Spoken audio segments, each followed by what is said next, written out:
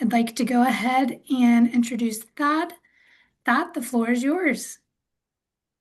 Great. Thanks, Jess. And we are so excited to have Congresswoman Terri Sewell with us today, who brings a wealth of experience and background. But I think number one, I'll say she represents the 7th District of Alabama, which includes the University of Alabama, Roll Tide. Roll Tide. Exactly. They got a big game against Georgia in Atlanta this weekend for the SEC championship. And we are, as some of you guys know, I'm from Alabama as well. So we're all rooting for the Tide here. Um, and also importantly, the Congresswoman who served on the Ways and Means Committee for a number of years now. She's in her 8th term in Congress, and but she recently took over as the ranking member, as the lead Democrat for the Subcommittee on Oversight, and that has a wide jurisdiction, including over the IRS, which is near and dear to our heart, and also a lot of tax administration issues. Congresswoman, as I've mentioned to you, NAEA is the association, the leading association for enrolled agents. We represent over 65,000 enrolled agents. And enrolled agents are the only federally licensed tax practitioners who both specialize in taxation and have unlimited rights to represent taxpayers before the IRS. So they have to take an exam with the IRS. They are regulated by the IRS and serve as sort of the boots on the ground for helping taxpayers every day, whether it's with tax prep or in an audit or other representation before the IRS. So we've got members all over the country and also all over the world. But there's a big group with us here today. And we've done a few of these. We had Jimmy Gomez. We had your counterpart, Congressman Schweikert, recently. We had Gwen Moore. Great. I love Gwen. David Kustoff. So a few folks, and I've been saying to Danny and Lindsay and everyone, we got to get the Congresswoman on so NAEA's members can get to know you a little bit better. But I will stop there. I know we've got limited time. I'd love for you to just say a few remarks about yourself, about the Ways and Means Committee, what the priorities are, and how it's been so far as the ranking member of the Oversight Subcommittee. Well, thanks, Thad. Thank you all today for listening in. I'm Congresswoman Sewell. I represent Alabama's 7th Congressional District. It is the Civil Rights District of America. It includes Birmingham and Montgomery, Tuscaloosa, Roll Tide, and my hometown of Selma, Alabama. I'm in my 8th term, and this is my home district. I grew up in this district. This is the district when I was an intern on Capitol Hill for my member of Congress during college. And so it's a full circle moment for me to be the intern and then 20 plus years later to become the member of Congress. The district, before I became a member of Congress, I was a securities lawyer on Wall Street, working for Davis Polk and Wardwell, and then lateraled as a partner at Maynard Cooper and Gale in their public finance department. So I did bonds. I took companies public for a living in New York, and then I did public finance in Alabama for 5 years. And so I guess you could say I'm not an expert on tax like you all, but I am familiar with, obviously tax law and securities law as well. As Thad said, I've been on the Ways and Means Committee for over 10 years, and I most recently became the highest ranking Democrat, the lead Democrat on the subcommittee on oversight, which includes the IRS.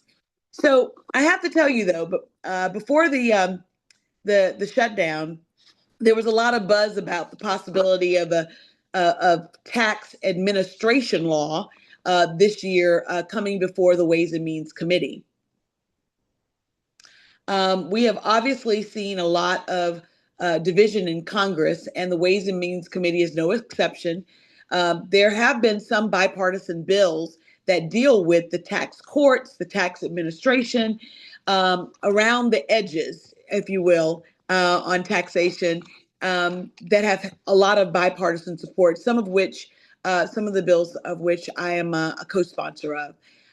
But we did have there's bills that are being circulated about the IRS Math and Taxpayer Help Act, which would require notices describing math and error and clerical errors to be explained in plain English. That would be great. There have been bills about recovery of stolen checks act, and that one requires the treasurer to establish procedures that will allow an eligible taxpayer to choose direct deposit of a replacement of the federal of their tax refund checks when the original check is lost in the mail. Those were just some of the highlights of it. And I can tell you also that my priority within Ways and Means, I sit on the Committee on Tax, the Committee on Oversight, and most recently, Committee on Healthcare. And so when I think about my priorities in Congress, my biggest priority right now is passage of the Affordable Care Act tax subsidies extension. As many of you know, this has been a hot button issue, but I have a lot of small business owners and farmers that get their health insurance through the exchange, the Affordable Care Act. And there are enhanced premium tax credits that make it much more affordable for folks to buy this health insurance. And so I have a group of small business owners people have been receiving their rate letters from their insurance companies. So I've been getting inundated with calls in my office as well as within town hall meetings about the Affordable Care Act tax subsidies and whether or not they will be extended. One of my constituents actually shared their letter with me, and he is currently 63 years old. His wife is 62, both of which are on his healthcare coverage, and they are currently paying $188 for a gold plan, and that same $188 a month for that gold plan. And come January 1, if we don't extend those tax credits, he'll be paying $1,500. That's crazy. I have not heard. I've been hearing 100%, 150%. I haven't heard anything like that. I wouldn't have believed it if he Yep. hadn't brought the letter to me. That's crazy. Paying 150, paying $1,500 a month, $1,500 a month, going to that from $188.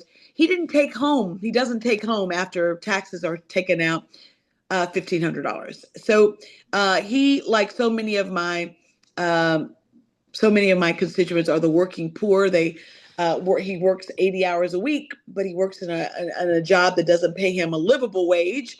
And so he and his wife are freaking out because if we don't extend those tax subsidies, he won't be able to get his own health insurance. And frankly, all of us should care about that, because whether you get your health insurance from your employer, private insurance, or you get it from the public exchange, all of us will pay more for health care coverage when so many more people will drop their health insurance and will then depend upon just going to the emergency room. And we all share in those costs when those costs go up. So that has been a major priority for me in my district, is the Affordable Care Act premium tax subsidies. I've also been working on healthcare, the multi-cancer early detection bill. I lost my mom about a couple of years ago to pancreatic cancer, and I am trying to turn my pain into purpose. I went to Silicon Valley and met with a whole bunch of biotech companies that were working on cutting edge cancer screening options and therapies, and one of which is this multi-cancer early detection. And so what it would do is that with one vial of blood, they can spin it and be able to detect up to 40 different cancers. And so that bill's been very, very special to me because, as many of you know, all of us have been affected by cancer in one form or another. Either we have a family member or a church member or a neighbor, but cancer has affected all of us. And so much of the research and development that has gone on about the cancer has been done so by NIH, the National Institute of Health. And until recently, I know the Trump administration has been doing cuts, but the NIH has been lead sponsor of so much of the research that went into these kinds of therapies. I want to make sure that they're accessible to all Americans, not just those who are wealthy. And right now, these tests are only available at a cost of over $1,000, and it's only as good as the day you take it. So they're looking for folks to do an annual test every year as a baseline to determine whether or not one has cancer. At any rate, one of the jurisdictions of Ways and Means is healthcare, and so those are the two healthcare items that I have been most on my radar. Now, Ways and Means Democrats are working on a letter to the IRS concerning the use of AI to manage taxpayer data in the individual master file. And we're concerned about, obviously, taxpayer privacy and the accuracy of the taxpayer data management. Ways and Means Democrats are also investigating the impact of DOGE on the IRS layoffs. These staffing cuts really have affected the ability of the IRS to respond to their call center, to respond quickly to our tax returns, and so over 11,000 IRS agents have been impacted by this. So, these staffing cuts were around $1 trillion in revenue and over the next decade. And Congress has made historic investments in the IRS through the Inflation Reduction Act, which I voted for, that would actually hire more IRS agents, because we know that complicated tax returns, of which I'm sure many of you have to handle, require more than just a little oversight, but a lot of oversight and a lot of expertise. And so the Inflation Reduction Act actually gave a lot of money to the IRS to hire more IRS agents.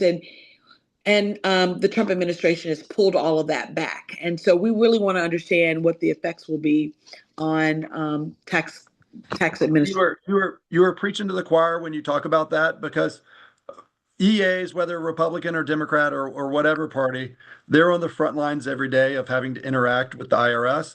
Yeah. And it's a So shame. they want their calls to be answered. Exactly. And it's a shame that it's become a political football, because, it used to be that tax compliance and people paying their taxes was really something Republicans and Democrats pushed, is everybody needs to pay their taxes. And Yeah. recently it's become more of a political football. But some of the things that we've been pushing are IRS modernization, but smart. You talk about AI and data privacy, doing it in a smart way that protects Yep. taxpayers. Yep. But taxpayer service, both using technology, but also just having people, because these EAs have very complex tax questions sometimes, and Yep. they sometimes need a person to interact with. And if you have to wait 2 or 3 hours to get someone on the phone, and then that person might not be well trained, Yep. that becomes a major challenge. And then another one, and Congressman Panetta has kind of been a leader on this issue, and I think it's going to be the bill's going to be reintroduced soon.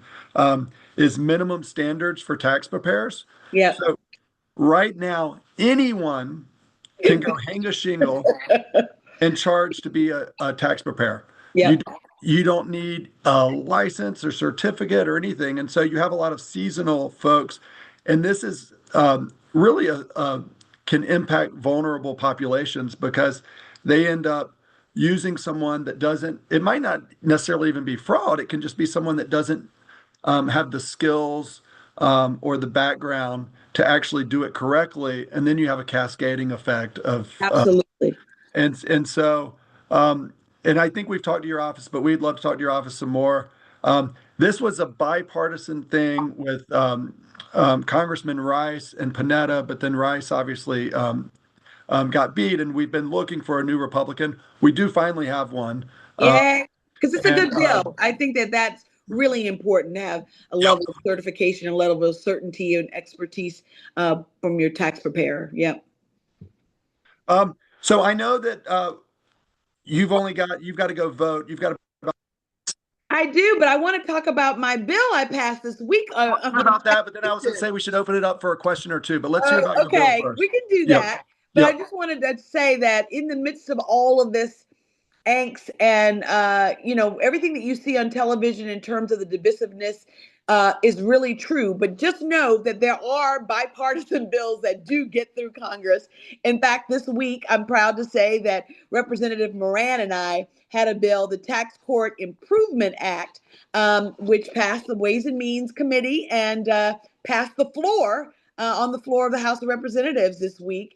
And the bill would make 4 common sense reforms to improve our tax courts and that process. Equitable tolling of deadlines, expanding the role of special trial judges, judicial disqualification standards were addressed, and subpoenas before the hearing authorities were also addressed. But at any rate, just to try to make the tax court more efficient. That's awesome. Congratulations. We are all for that, and that's great. And Awesome. it is So with that, I just want you to know that I'm obviously I am actually a new Democrat. We are a part of the New Democratic Coalition. We are actually on the spectrum more moderate Democrats who are pro-growth, pro-business Democrats. And I always look to when you represent folks who need stuff, it's unacceptable not to try to work across the aisle. And I have a reputation of working across the aisle. I'm proud of that, trying to find common ground to get stuff done. And we'll continue to do that. And Thad, thanks so much for our friendship and our partnership on these bills, and really appreciate all that you do to keep us informed about what's important to your folks. Absolutely. Phyllis, I know that you're on camera, and so I was going to see, do you have any questions for the Congresswoman? I hate to put you in the spot, but you always have No, one. thank you.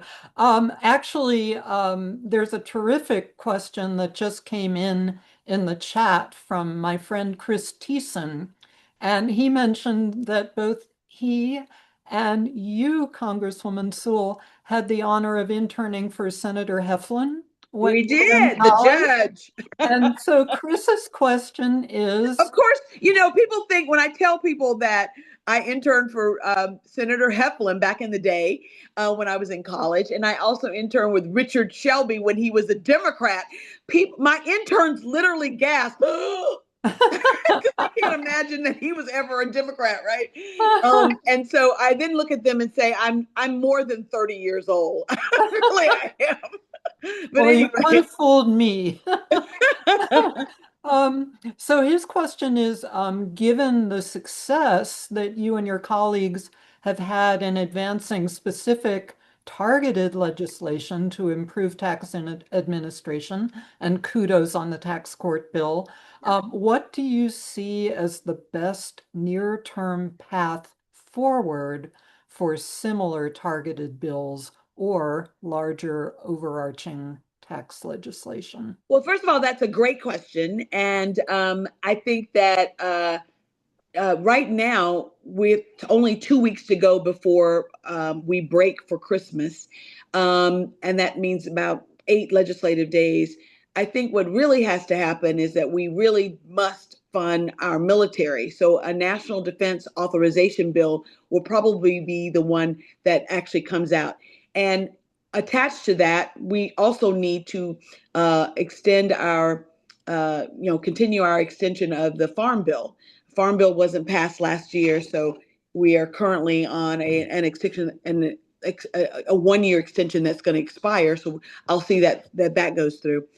And frankly, before the government shutdown, we all in Ways and Means really hoped that we would get more bipartisan bills on the floor. And in fact, our chairman said that was a priority for him. So I do believe in the new year that there may be an opportunity to get some bipartisan bills on the floor that deal with tax. And I have several bills. I'm as a reformed public finance lawyer, I really believe in new market tax credits, and I really, really believe in historic tax credits as well. And so I have a bill that actually would, put back advance refundings for bond deals and allow folks to get better interest rates because of the advance refundings. And so, there are a lot of bills that are out there that are really bipartisan in nature, that have a lot of co-sponsors that could get across the finish line.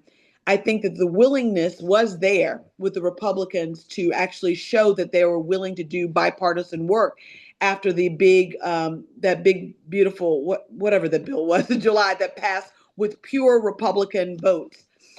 They were really looking to try to find more bipartisan legislation across the board. And so, hope springs eternal. And so I am a glass half full kind of girl. And so I really hope that next year, the first quarter, that we can maybe find some bills that can actually get on the floor, either through consent calendar, or I think that you may remember that we had a package of healthcare bills that were supposed to pass last year this time. And those package was very much bipartisan and included my multi-cancer early detection bill. So, hope springs eternal on that. But in terms of right now, I think that the must-pass appropriation bill is defense. And so I foresee us spending some time next week on that.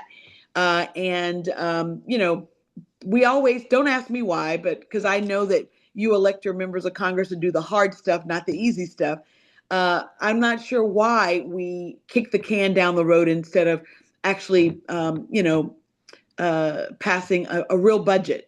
I think all of us want a budget for 2026, not just an extension of the 2024 budget. Because if you remember correctly, we never passed a 2025, and inflation is real. Affordability is real. My constituents talk about it all the time.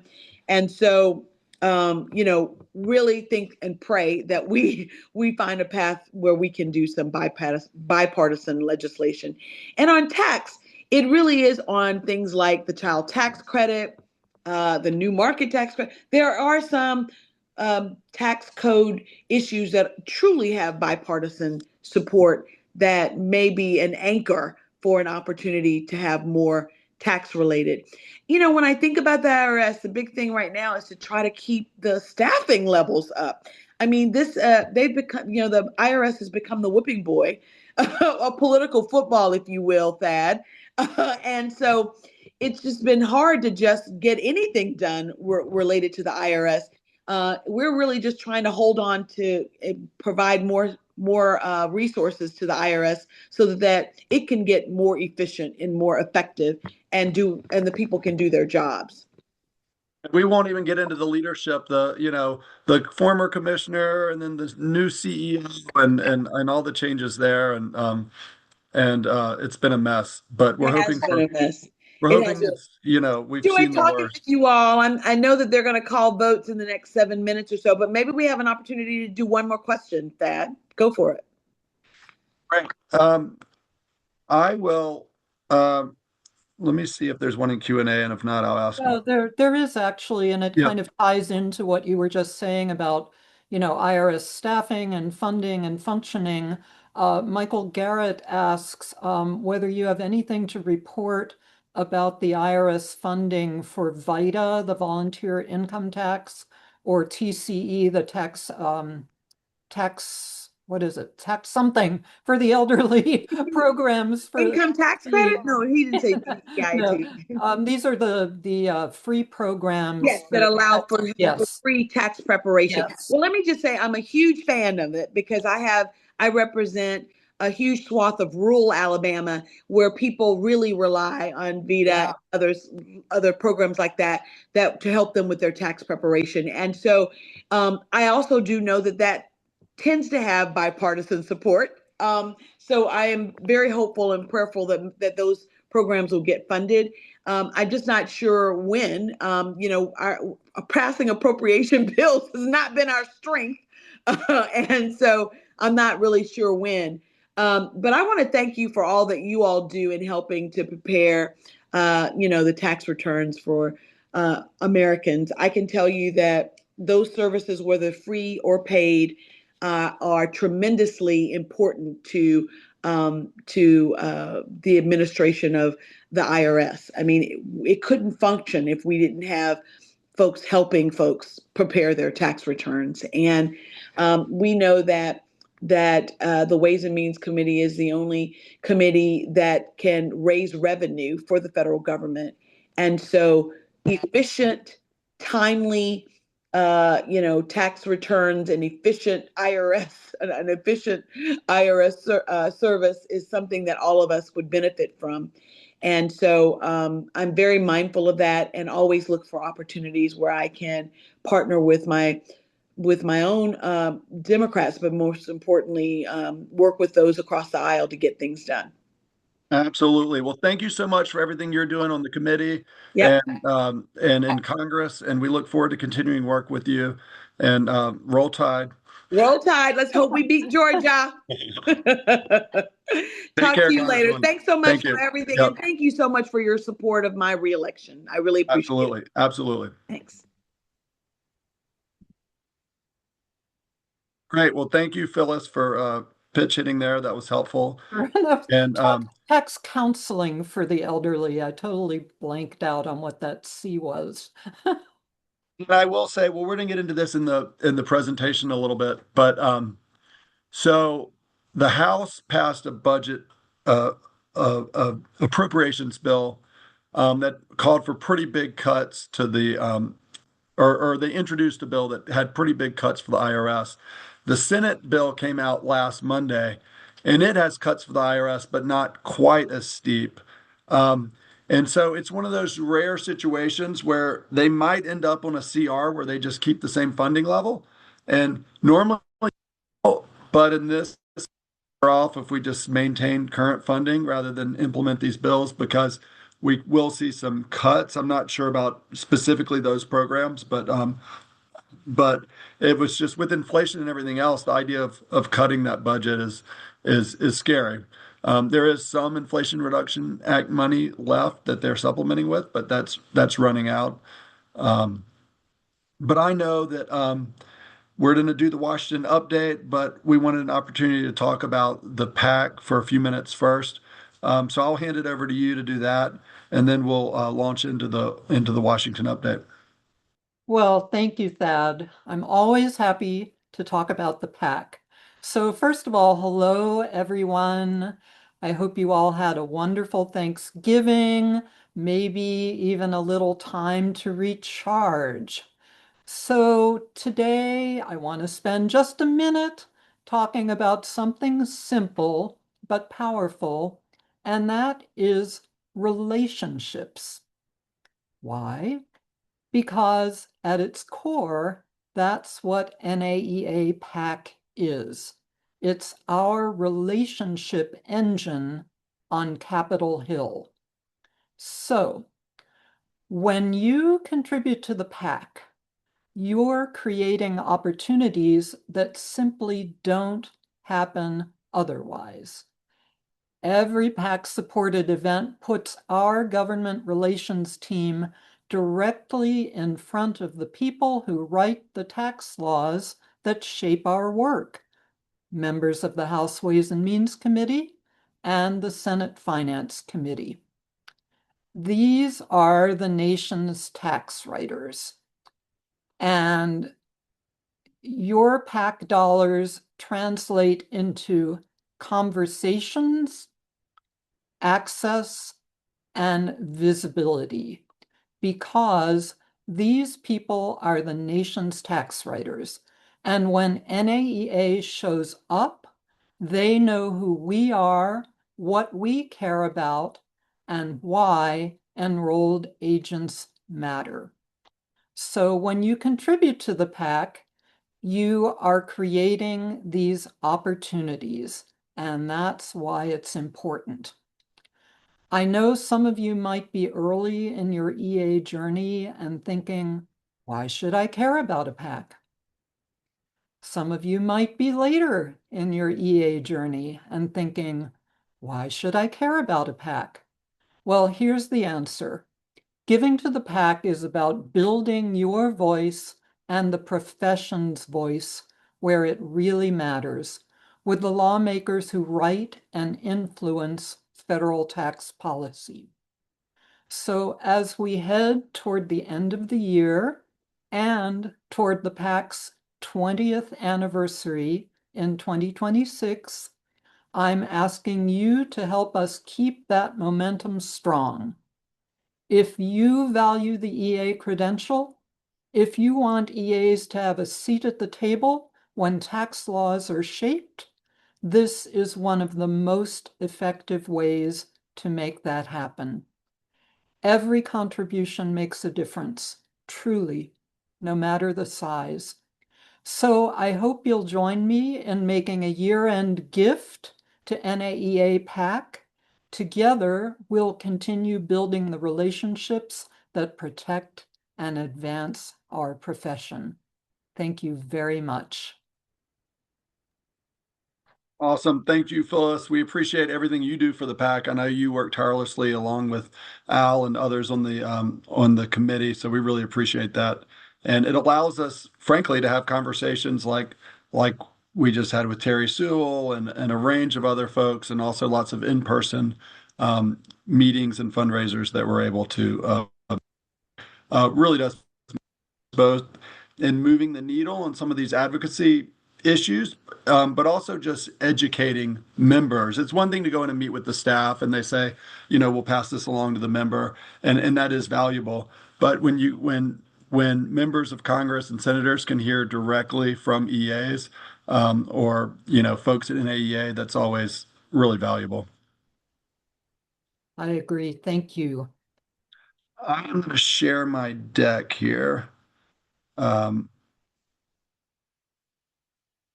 Let's see. And I'm going to try to put it in the presentation mode.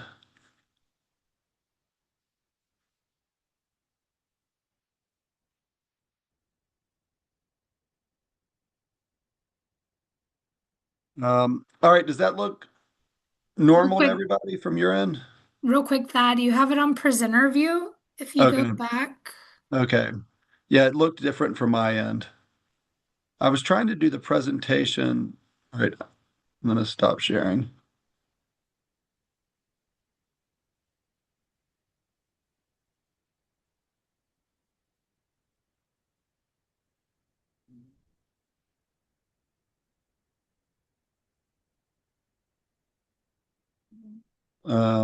Sorry about this. Perfect. You're good to go now. Am I good to go now? Yep. Okay, great. So we're going to do a government relations update. If folks, I know Michelle had to step away for another advocacy call, but we'll be back. So if folks want to put questions in the chat, and I think Jessica will also be taking a look at that. If we want to address a few questions as we go, but at the end we'll also have an opportunity to answer questions. And we're going to cover, sort of as we usually do, a wide range of things with Congress, with the IRS, with some of the advocacy that we're doing. But first, just wanted to kind of set the stage of the sort of year that we've had so far, some of the craziness, some of the unprecedented nature of this year, and some of the challenges and opportunities that we've seen in Congress. One of the top priorities for the Trump administration was obviously to pass major tax legislation. And they did that with the One Big Beautiful Bill. It was signed into law on July 4th. The preparation for this bill really started well before the elections, and Republicans ended up with obviously the White House, but also a majority in the Senate and the House, which allowed them to use the reconciliation process and do a partisan bill. But those were pretty narrow margins that they had, which we'll talk about a little more. And so, even though they did not need Democratic votes to pass this tax legislation, it was a sort of a high mountain to climb that they would really get everyone on the same page and be able to pass something this substantive. But we saw kind of the political will of Trump and folks falling in line with that, that they ended up passing this significant tax legislation. And we're now in the implementation stage of that, which we'll talk a little bit about. Of course, we had Doge. It's funny how often we talked about Doge just a few months ago. And now in November, folks might have seen it was officially shut down. So Doge as an entity no longer exists. But we saw significant cuts throughout the federal government, including at the IRS. A lot of it at the IRS ended up being early retirements or just folks taking incentives to leave the agency early. But we saw about a quarter of the IRS workforce, so I think it was about 25,000 employees, leave the agency. Some folks they were trying to get back because they realized they couldn't really do the job without them. And Elon Musk, of course, was at the center of that for a little while. But that sort of chapter has largely closed, although a lot of the impacts of the staffing cuts and changes that were made are still there. And then we won't get into too much around immigration and other issues, but of course that's been a driving issue recently as well. So Congress, as the Congresswoman alluded to, and as we see every day on the news, is very divided. There are significant partisan divisions between Republicans and Democrats. We saw it with the one big beautiful bill passed, almost strictly along partisan lines. We've seen it with nominations, just a range of issues. It does seem like Congress gets a little more partisan every year, and with it being one party control, it takes away some of that incentive to work across the aisle. There are things like appropriations where you do have to, which we obviously saw with the shutdown. Democrats have tried to find their footing and kind of standing up to Trump and pushing back where they can. I'd say they've had mixed results with that on different issues where there have been a lot of things that Trump kind of, he's kind of had a sledgehammer approach where they've just done significant things, and then sometimes we'll roll some of them back as they get pushback. But I would say, it's pretty much been Trump getting his way on a lot of kind of the major changes, and Democrats trying to sort of figure out how to manage that. This, of course, led to the government shutdown. Now it seems like a while ago, but it went on forever. I think it was 43 days. So on September 30th, which is the end of the fiscal year for the federal government, the Congress was not able to pass a continuing resolution to keep funding going. The vote in the Senate was 55 to 45, so they were 5 votes short.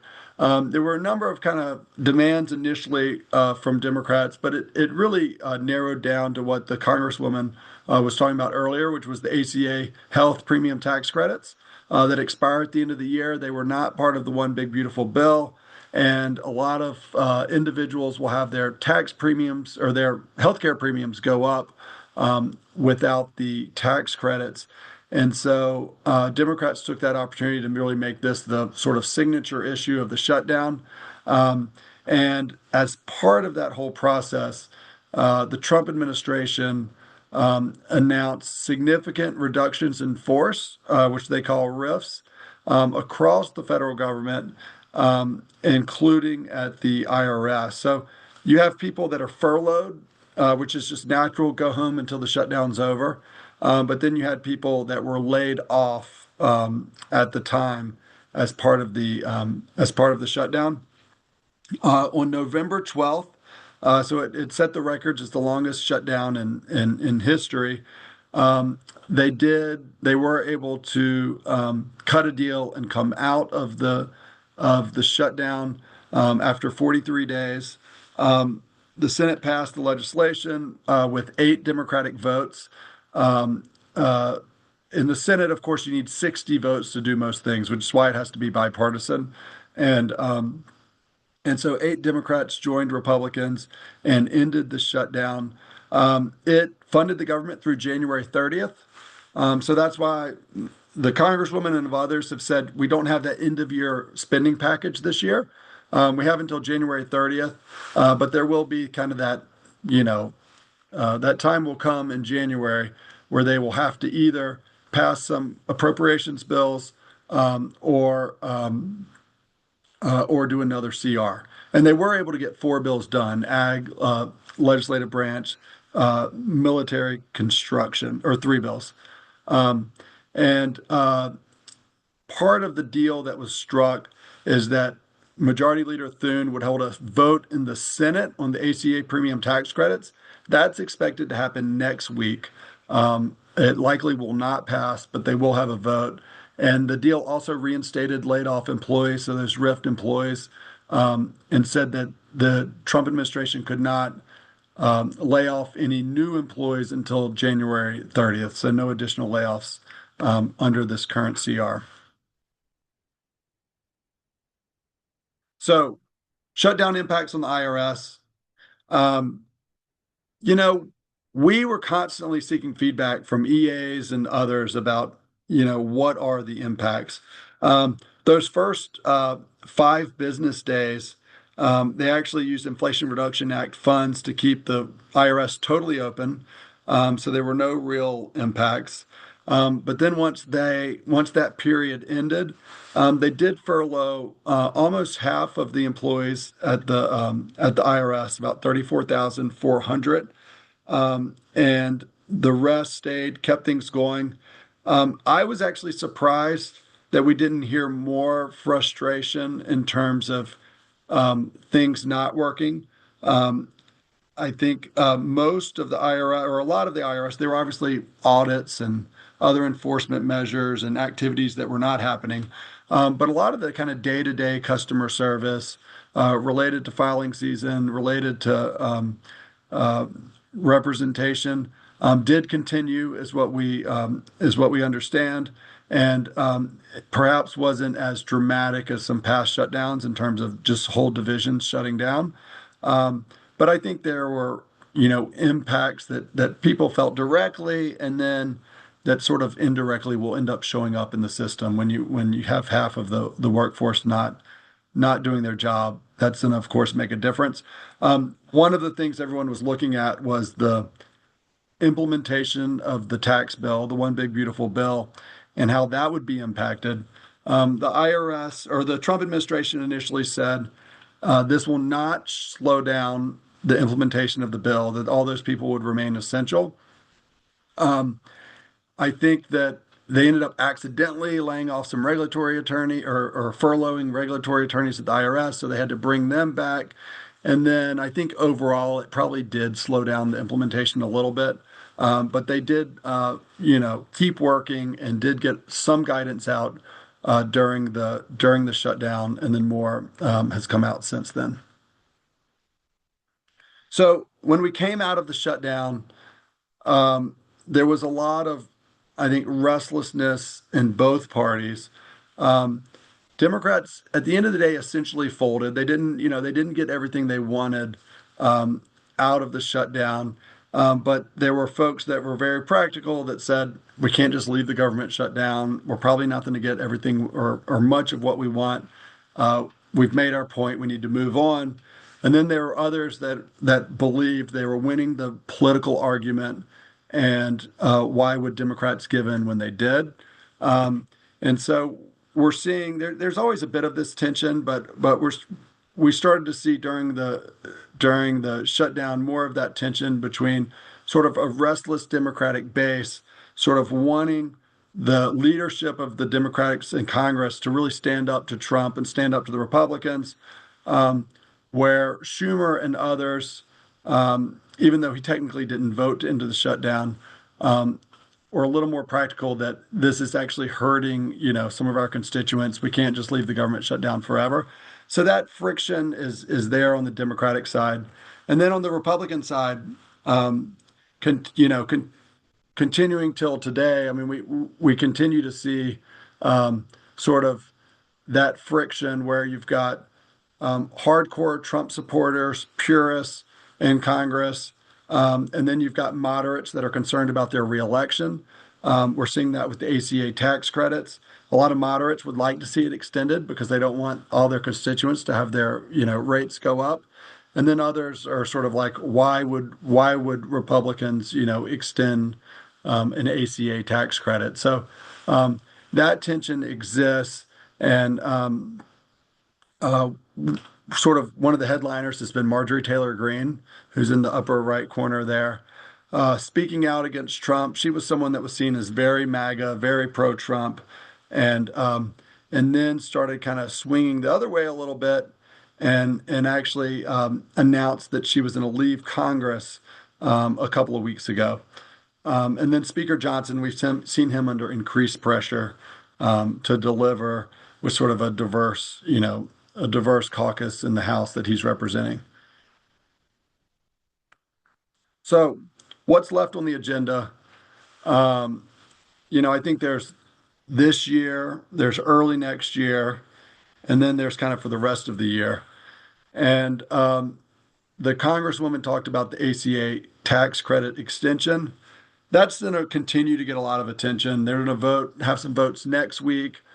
I know there's some moderate Democrats that are or moderate Republicans in the House that are trying to put together a bill that might be able to get bipartisan support. The electoral consequences of not doing anything, that threat is real for a lot of these moderates. And so we'll see if anything gets done. I don't think we'll get anything done before the end of the year when those tax credits expire. But we'll see about the first quarter next year if they end up doing something, even, I don't know if you can do that retroactively, but if they end up trying to pass something early next year. And so you did see the Trump administration float a plan actually last weekend that would have extended the ACA credits, put some protections and guardrails in there. But it got sort of a not great response from from their party, and so they ended up not releasing that. On the appropriations side, we've got until the next big date, of course, is January 30th. The Senate Appropriations Committee posted their FSGG, the Financial Services and General Government Bill, last week, which included a $481 million cut from IRS current funding level. That was not as big of a cut as we saw in the House. I think the House cut was maybe like $1.5 billion, something like that. And so IRS has continued to be under the gun in terms of funding. If there is a CR on this particular bill for the year, which among the bills, this is one that might actually require a year-long CR, then the agency would remain at flat funding. So Congresswoman Sewell talked about this a little bit. Another tax bill. This has been floating around. I think it's too early to know what actually happens. You could have a bill that deals with some of these healthcare issues, and then some of the expiring tax credits. She mentioned, one that I know I've been watching is the work opportunity tax credit. That's expiring at the end of the year. There's some other credits expiring as well. And so, could something come together? Could there be some tax administration provisions or a separate bill on tax administration. That is one of the few bipartisan areas where they actually are passing bipartisan bills out of the committees. But that ends up taking kind of a backseat to some of these other more pressing issues. So we'll have to see if they kind of have the will and the time to take up some of that stuff. So House Ways and Means Committee, we mentioned David Schweikert, who we've had on one of these presentations, and who is the counterpart to Terri Sewell. He's the Republican chairman of the Oversight Committee. He's resigning to run for governor, or retiring, I should say, resigning at the end of his term. So he's still in there now. But to run for governor of Arizona, we've got a number of other members that are either just leaving Congress or going to run for higher office. So we're going to see changes at the end of next year, regardless, just by the natural kind of attrition of people moving on to other things. But we've also got a political environment where there could be significant changes. That's pretty common after, for the first midterm with a new president, that you, especially when it's one party control, that it's a tougher political environment. Last night, we saw this in Tennessee. Folks might have been following. Republican Matt Van Epps did pull out a victory over the Democrat running there, but it was by, I think he ended up winning by about 9 points in a district where Trump had won by 22 points last November. So it's another indicator of the tough electoral road ahead for Republicans and the potential for, a change in Congress, at least in the House, in 2 years. Just a reminder, in the Senate, it's 53 Republicans and 47 Democrats, or caucusing with Democrats. 2 of those are independents. So it's a six vote majority for Republicans in the Senate, and then in the House, and these numbers are always changing a little bit because of the special elections or people leaving, but it's 219 to 214 was the latest vote we had here. This is narrowing too, because there are a couple of special elections with Democrats that Democrats might win. And so we could end up with literally, something like a 2-vote majority for Republicans in the coming months here, which just shows sort of how difficult it's going to be for Johnson to keep Republicans in line, but also for the elections in terms of just a couple votes could sway the elections. In the Senate, I'll just quickly mention a few of these. So it's a tougher road for Democrats to take back the Senate just because of the current map and folks that are up. You've got Senator Shaheen, a Democrat from New Hampshire, is retiring. That will probably stay a Democratic seat, but Republicans do have a chance to win that. In Georgia, Senator Ossoff, a Democrat, has a tight race. You have Peters in Michigan is retiring, and so Michigan will be a tight race.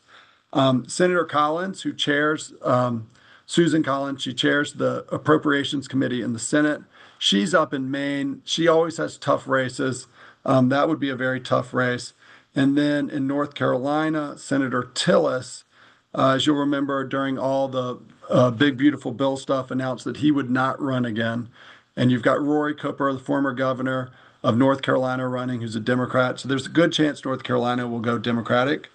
And then in Ohio, former Senator Sherrod Brown is running there to get that seat back.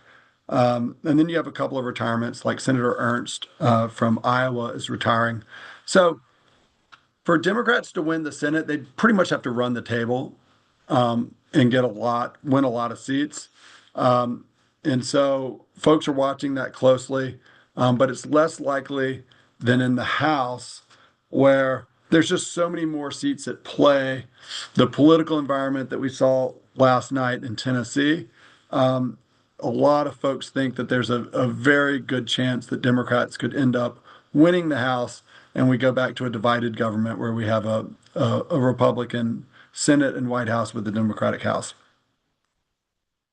Redistricting, I'll just mention for 1 second, playing a big role in this.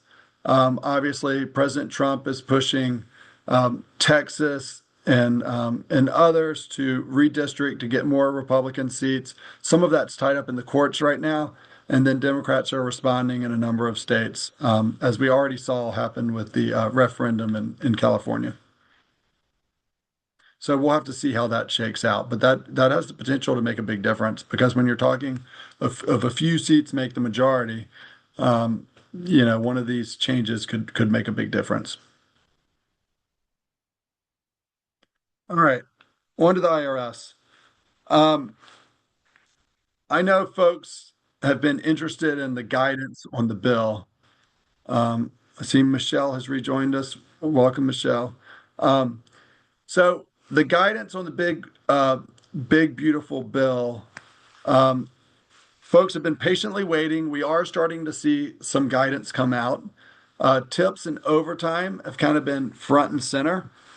First, on November 5th, we saw some transition relief for employers come out. This was mentioned in the bill, but folks were waiting for the actual regs and guidance on it.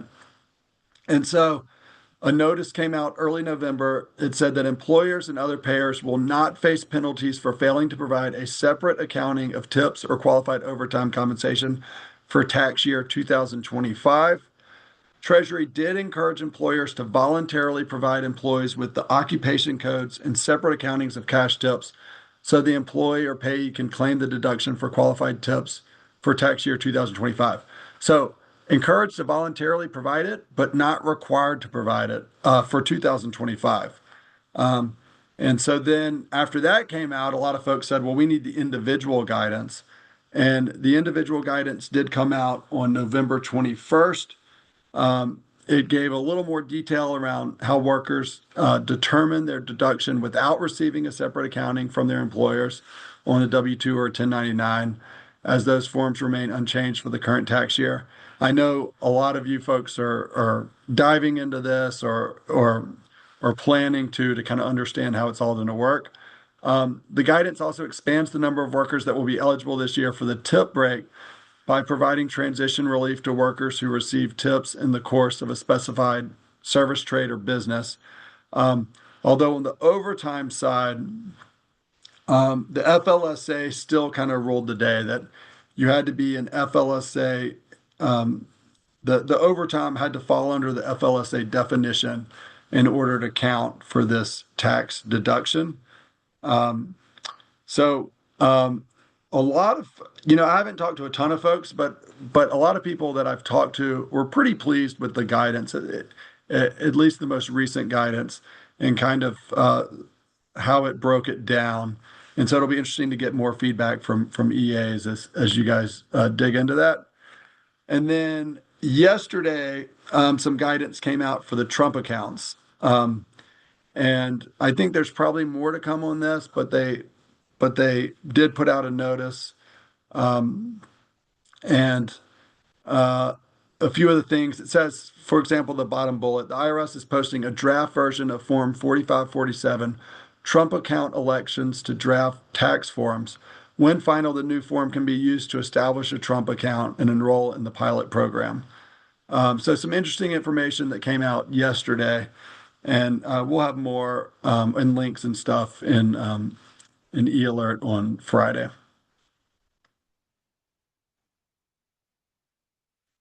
So alluded to some of the leadership changes that have been happening over the last few months at IRS when we were talking to Congresswoman Sewell.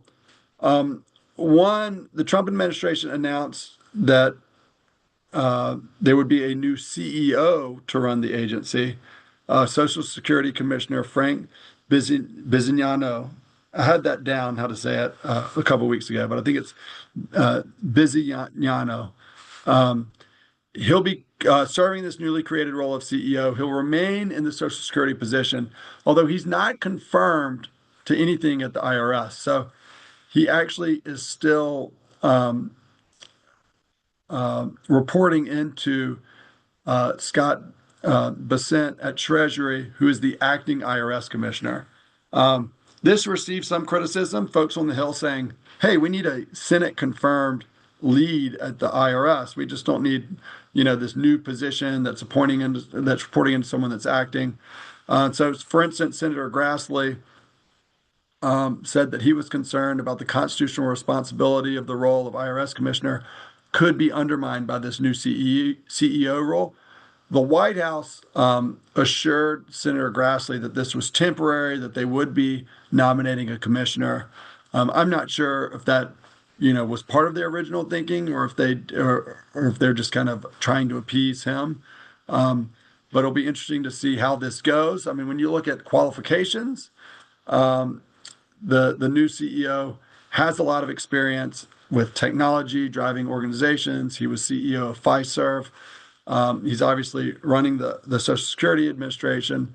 So he's got the background. I think the concern was that he's wearing two hats. He's also at Social Security, and he doesn't have that congressional oversight, not having been confirmed to the role for IRS. Also, there was a chief counsel nominee. So currently, Ken Keyes is serving as the acting chief counsel at the IRS. And there was a nominee that was pulled, Donald Korb. He served in the position under George W. Bush, is a respected tax attorney. And Laura Loomer, who's a far-right political activist, went on, I think it was Twitter or X or Truth Social, one of those, and was questioning Korb's loyalty due to his past political donations of Democrats, also the fact that some Democrats were supporting him. Trump ended up pulling that nomination after that. So we're kind of back to square one on the IRS chief counsel nomination. And by the way, those are the only two Senate confirmed positions in the IRS, chief counsel and commissioner.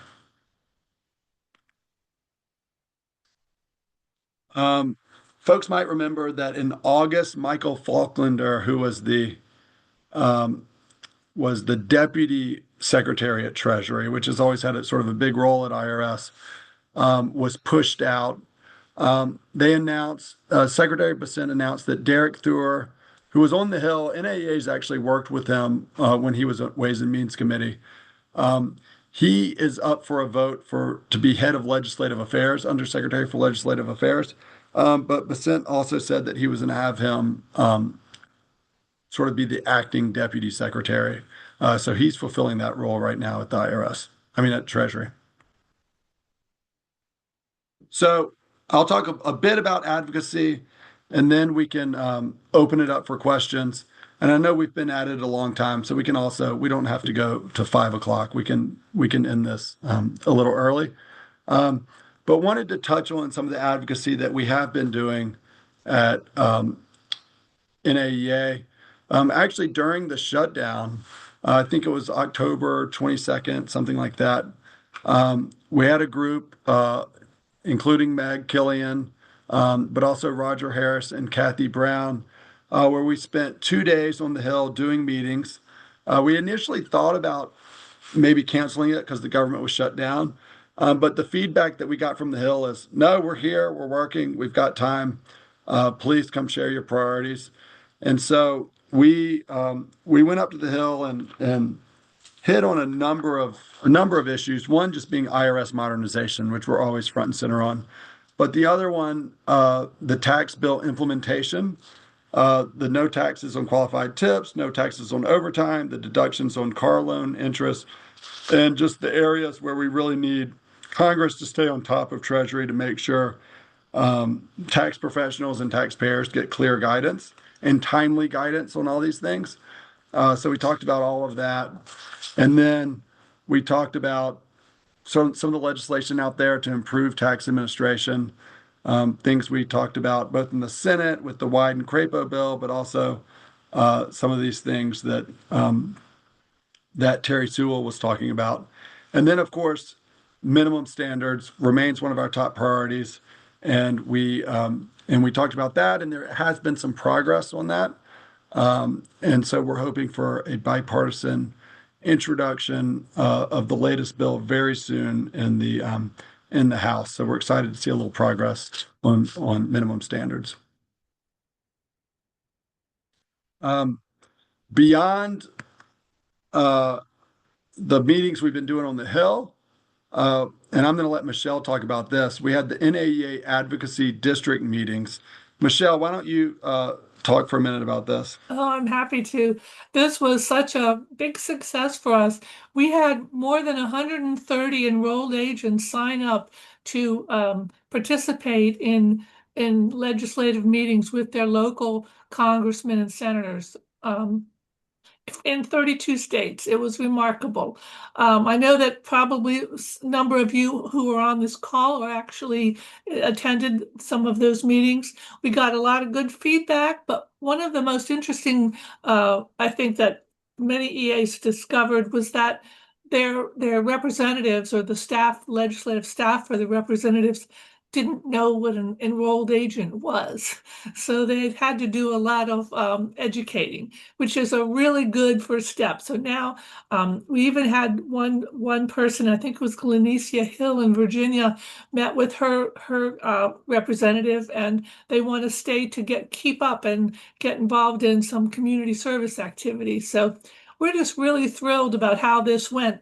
And for me, a test on how well it was that absolutely no complaints were lodged on the advocacy@naei.org web email page, which is remarkable. And I thank you for all of that. So we think it must have gone really well.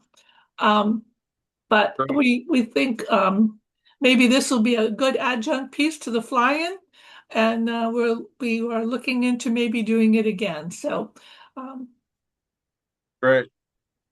And I just wanted to hit on a few of the letters we've done. We did a letter in May to Secretary Bessent on a number of sort of NAEA priorities and also concerns about IRS funding and taxpayer service.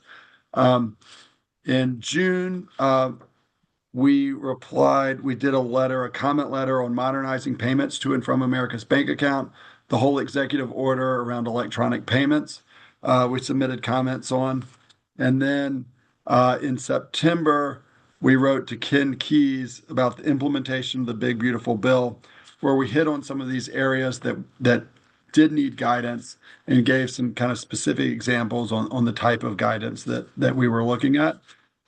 So we've continued to keep the drumbeat up on that front.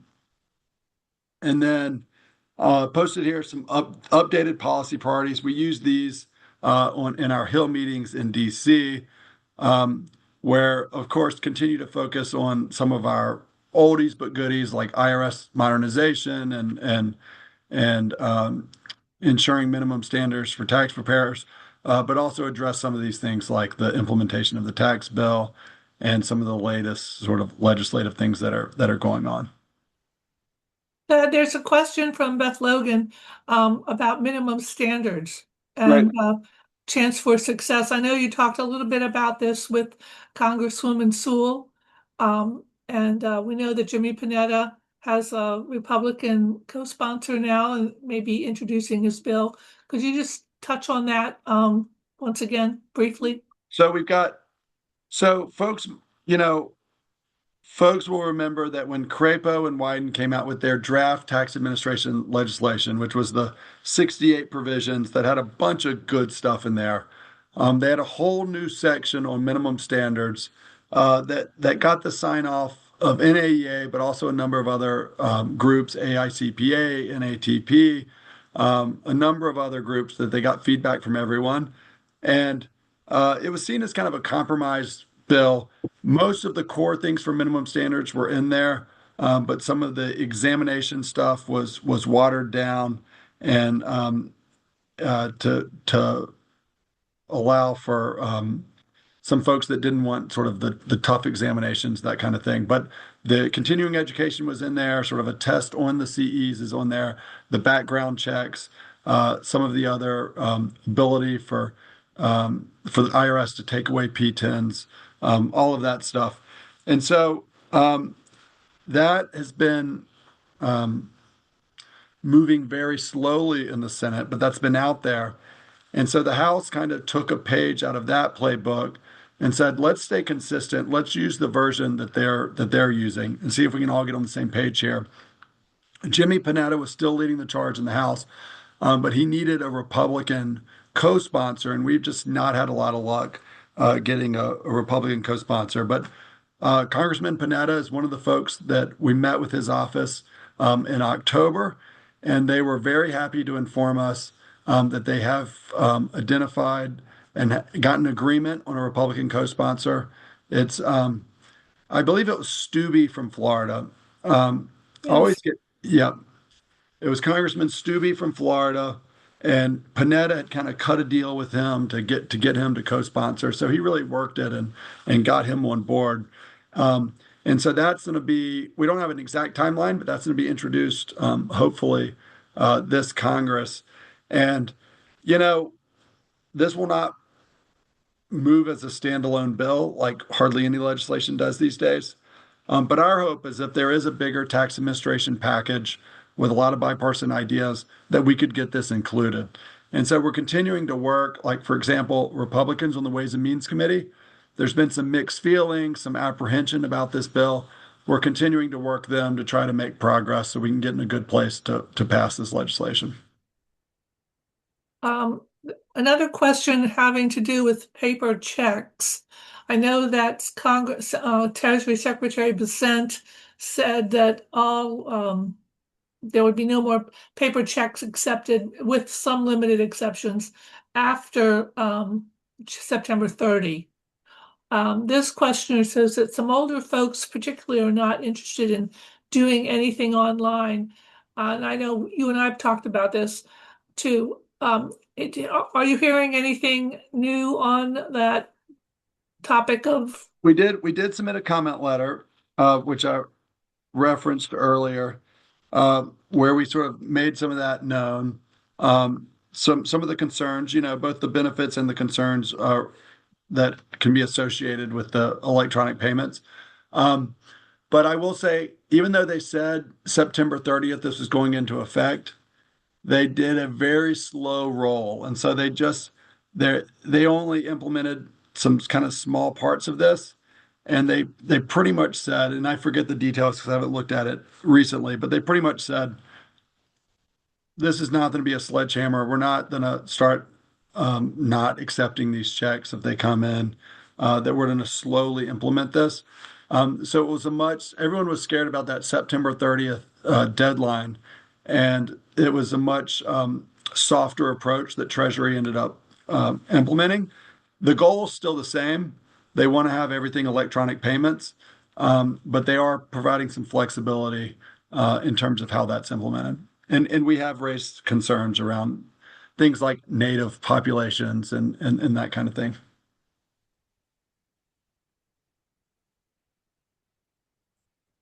Any other questions, Michelle? No, not so far. Well, I know it's a little early, but I feel like we've kind of been going strong with we even started with Congressman Sewell a few minutes early because we knew she had to get out of there. Um, and so you guys are probably tired of hearing me talk. And so I say we leave it at that, but it was hopefully this was informative. You know, we'll see what sort of happens at the end of the year and going into January. I think the political dynamics are shifting a bit. I think it's going to be less Doge and more kind of like focus on the election and perhaps some moderation in some of the policies. And hopefully there'll be some opportunities for some bipartisan legislation. But we're also realistic that election season that can also be hard. Um, but but thanks everyone for joining. Thank you. Thanks, Jess.